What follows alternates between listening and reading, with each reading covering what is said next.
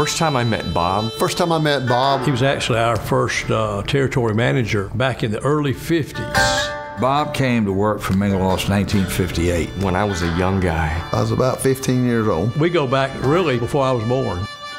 I did not know Bob in 1958, so I was all of 12 years old. My dad is a tactful individual. My father is the greatest man I know. He treated, I think, everybody as like you were part of the family. I was just impressed with the leadership. He was the right guy at the right time. This is a guy that helped get Carrier Corporation and Mingledorff's where they are today.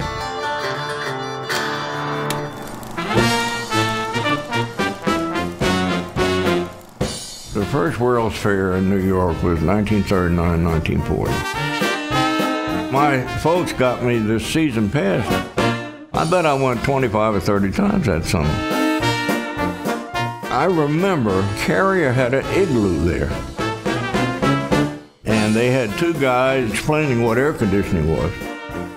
That was my first exposure to Carrier. It was cool.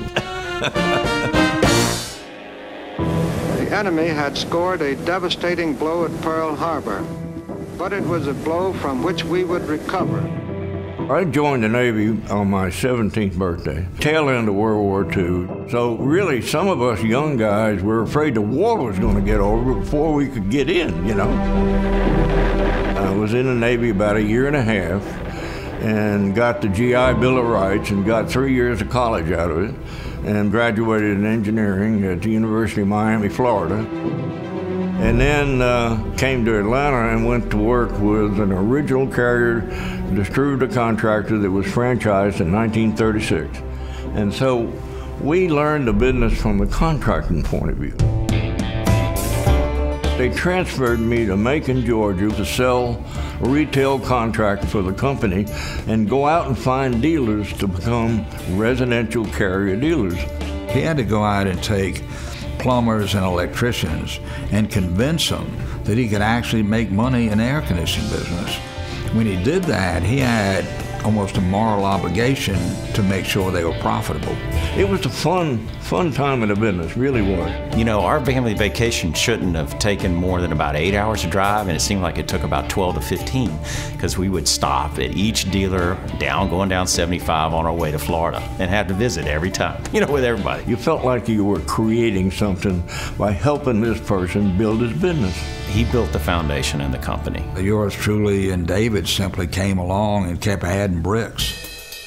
Where we are today, a lot of Bob's fingerprints are on everything. Carrier's number one in his mind, is number one in our mind, and he wants to make it better. One of the first things he did is that we going into the marketing business.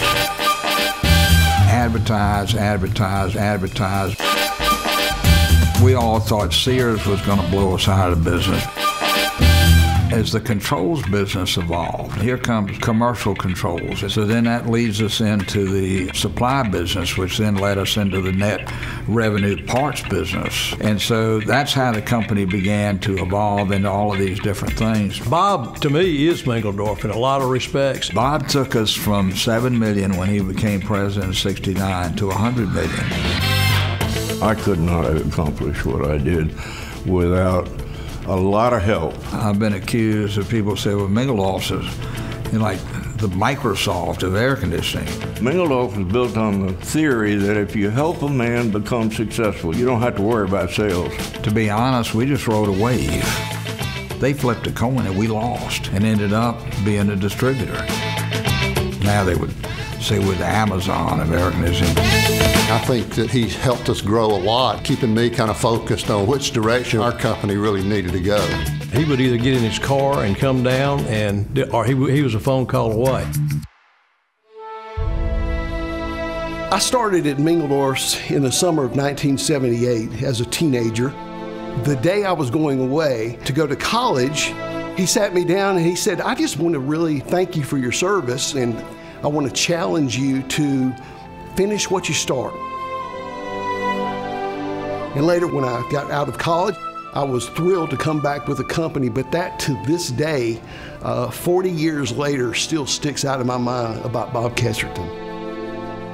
David was about 12. I was working on a set of plans for a dealer, you know.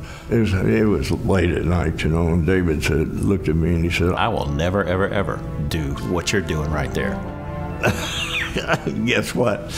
That's exactly what he did. I ended up here, and I saw what a good industry it is. I tried to carry on that tradition, and hopefully I can be half the man he is.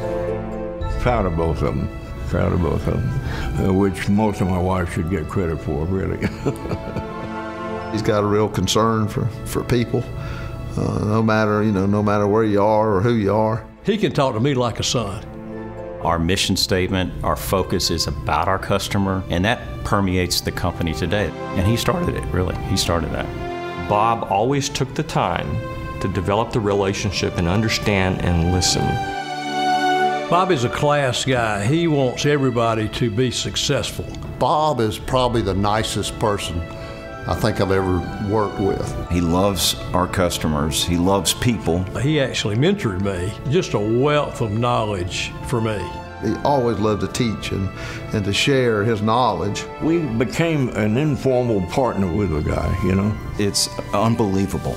I hope I'm half the man he is when I'm his age. Truly an amazing human being. So that's that. I mean, that's just that simple.